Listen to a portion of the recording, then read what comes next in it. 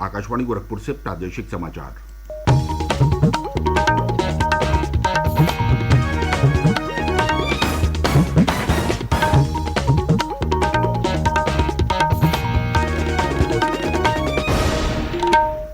नमस्कार। समाचार बुलेटिन के साथ मैं प्रमोद कुमार सिंह।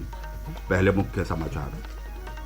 केंद्रीय मंत्रिमंडल ने विद्यालयों में मध्याह्न भोजन उपलब्ध कराने के लिए पीएम पोषण योजना को 5 और वर्षों के लिए जारी रखने की दी मंजूरी। मुख्यमंत्री योगी आदित्यनाथ ने मिशन शक्ति के तीसरे चरण में निर्भया एक पहल कार्यक्रम के तहत 75,000 महिलाओं के कौशल क्षमता विकास और जागरूकता अभियान का किया शुभारंभ। मुख्यमंत्री ने बाराबंकी और सीतापुर में 633 करोड़ रुपए से अधिक लागत की विकास परियोजनाओं का लोकार्पण और शिलान्यास किया। कहा, सरकार सभी वर्गों को बिना भेदभाव योजनाओं का दे रही है लाभ। और आज़ादी का अमृत महोत्सव के तहत प्रदेश में विविध कार्यक्रमों का आयोजन।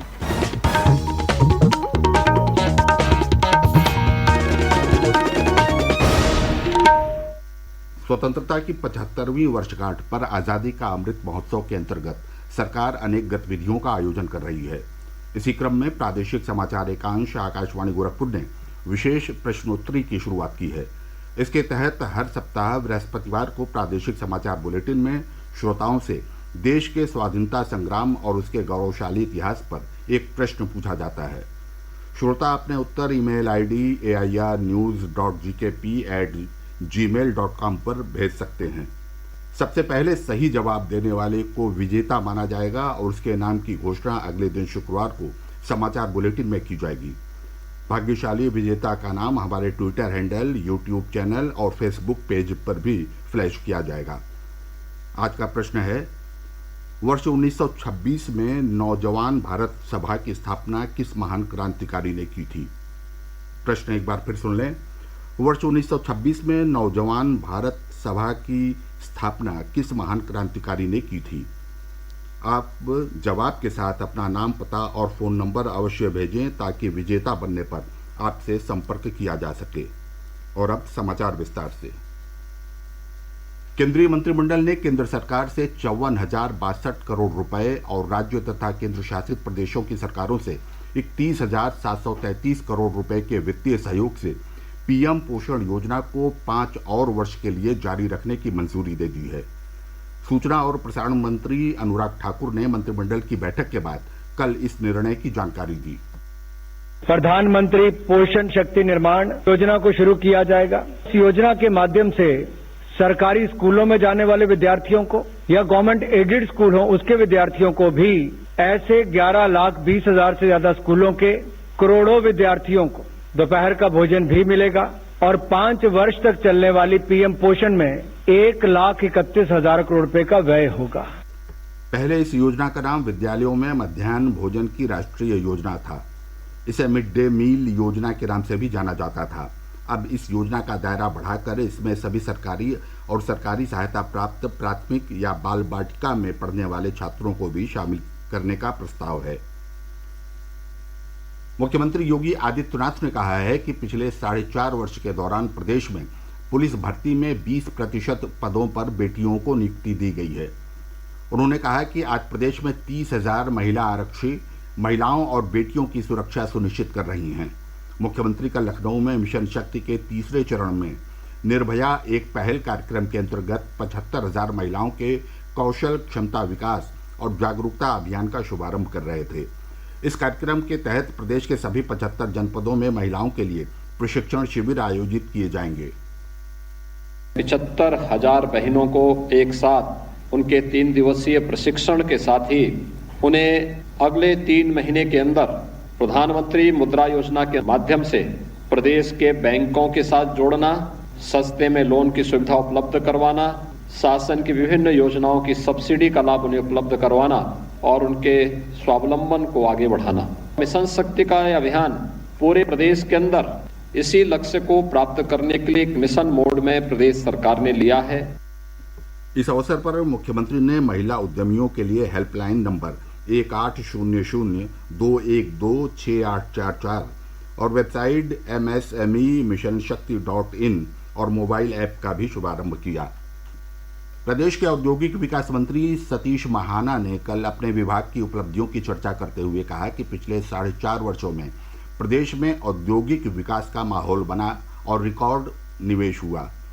उन्होंने कहा कि इन्वेस्टर्स समिट के दौरान जो समझौते विभिन्न कंपनियों से किए गए थे, उनमें से अधिकांश अब धरातल पर उतर चुके हैं और इनमें लाखों युवाओं को रोजगार मिला है।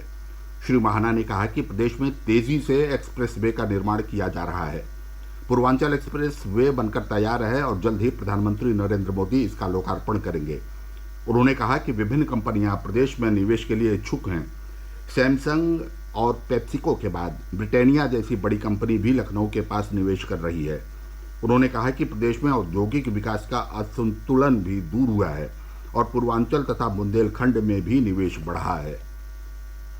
ये समाचार आप आकाशवाणी गोरखपुर से सुन रहे हैं। ये समाचार बुलेटिन हमारे YouTube channel AIR news Gorakhpur और ट्विटर हैंडल AIR न्यूज़_GKP पर भी उपलब्ध है। मुख्यमंत्री योगी आदित्यनाथ ने कल बाराबंकी और सीतापुर जनपदों में 633 करोड़ 25 लाख रुपए की लागत की 350 से अधिक परियोजनाओं का लोकार्पण और शिलान्यास किया। इस अवसर पर मुख्यमंत्री ने विभिन्न योजनाओं के लाभार्थियों को स्वीकृति पत्र भी भेंट किए। श्री योगी ने कहा कि सरकार समाज के सभी वर्गों को बिना किसी भेदभाव के कल्याणकारी योजनाओं का लाभ दे रही है। उन्होंने कहा कि बिजली आपूर्ति हो या विकास के कार्य, सभी जनपदों को एक समान प्राथमिकता दी जा रही है। मुख्यमंत्री ने बाराबंकी में ब्रिटानिया इंडस्ट्रीज लिमिटेड की बिस्किट और बेकरी उत्पादन इकाई का भी शिलान्यास किया। प्रदेश में एक दिन पूर्व कोरोना संक्रमण के मात्र 8 नए मामले सामने आए, जबकि इस दौरान 23 मरीज स्वस्थ हुए। सक्रिय मामलों की संख्या घटकर 159 रह गई है। प्रदेश में कोविड नमूनों की जांच लगातार जारी है। एक दिन पूर्व 2 लाख से अधिक नमूनों की जांच की गई। अब तक 7 करोड़ 83 लाख से अधिक नमूनों की जांच की जा चुकी है। देश ने कोविड टीकाकरण अभियान में एक और महत्वपूर्ण उपलब्धि हासिल की है। पात्र लोगों में से लगभग 25% लोगों को कोविड के दोनों टीके लगाए जा चुके हैं। राष्ट्रव्यापी टीकाकरण अभियान के तहत देश भर में अब तक 87 करोड़ 66 लाख से अधिक कोविड रोधी टीके लगाए गए हैं। केंद्रीय स्वास्थ्य मंत्रालय ने कहा है कि एक दिन पूर्व देश में 54 लाख से अधिक टीके लगाए गए। प्रदेश में भी कोविड टीकाकरण का कार्य तेज गति से चल रहा है। एक दिन पूर्व 10,61,000 से अधिक टीके लगाए गए। प्रदेश में अब तक 10 करोड़ 52 लाख से अधिक टीके लगाए जा चुके हैं। आज़ादी का अमृत महोत्सव के तहत देश भर में विभिन्न कार्यक्रमों का आयोजन किया जा रहा है। सीमा सुरक्षा बल BSF की ओर से मेरठ से नोएडा तक साइकिल यात्रा निकाली जा रही है। ये साइकिल यात्रा कल हापुड़ पहुंची, जहां स्थानीय लोगों ने जवानों का स्वागत किया। इस साइकिल यात्रा का समापन 2 अक्टूबर को दिल्ली में राजघाट पर होगा। मथुरा में प्रदेश के ऊर्जा मंत्री श्रीकांत शर्मा ने कल CISF की साइकिल रैली को हरी झंडी दिखाकर रवाना किया। ये साइकिल रैली दिल्ली के राजघाट तक जाएगी। वहीं लखीमपुर खीरी के दुधवा नेशनल पार्क से शुरू हुई वन्य जीव संरक्षण वाहन रैली कल पीलीभीत टाइगर रिजर्व पहुंची, जहां रैली में शामिल लोगों का भव्य स्वागत किया गया। ये रैली उत्तराखंड के राजाजी नेशनल पार्क होते हुए जिम कार्बेट नेशनल पार्क तक जाएगी। राष्ट्रीय पोषण माह के तहत कल गोरखपुर में बाल विकास एवं पुष्टाहार विभाग की ओर से मीडिया कार्यशाला का आयोजन किया गया। जिला कार्यक्रम अधिकारी हेमंत सिंह ने कहा कि बच्चों के 90% मस्तिष्क का विकास 5 वर्ष की आयु तक हो जाता है, इसलिए जन्म के साथ ही उन्हें पोषण युक्त भोजन देना चाहिए। उन्होंने कहा कि हरी सब्जियों, सोयाबीन, दूध, चना, मोटे अनाज और फलों में पर्याप्त पोषण होता है और सभी को इनका पर्याप्त सेवन करना चाहिए। कार्यक्रम में सेंटर फॉर एडवोकेसी रिसर्च सिफार सहयोगी के तौर पर शामिल हुआ। और अंत में बुलेटिन के मुख्य समाचार एक बार फिर। केंद्रीय मंत्रिमंडल ने विद्यालयों में मध्याह्न भोजन उपलब्ध कराने के लिए PM पोषण योजना को 5 और वर्षों के लिए जारी रखने की दी मंजूरी। मुख्यमंत्री योगी आदित्यनाथ ने मिशन शक्ति के 3रे चरण में निर्भया एक पहल कार्यक्रम के तहत 75,000 महिलाओं के कौशल क्षमता विकास और जागरूकता अभियान का किया शुभारंभ। मुख्यमंत्री ने बाराबंकी और सीतापुर में 633 करोड़ रुपए से अधिक लागत की विकास परियोजनाओं का लोकार्पण और शिलान्यास किया। कहा, सरकार सभी वर्गों को बिना भेदभाव योजनाओं का दे रही है लाभ। और आज़ादी का अमृत महोत्सव के तहत प्रदेश में विभिन्न कार्यक्रमों का आयोजन। इसके साथ ही ये समाचार बुलेटिन समाप्त हुआ। नमस्कार।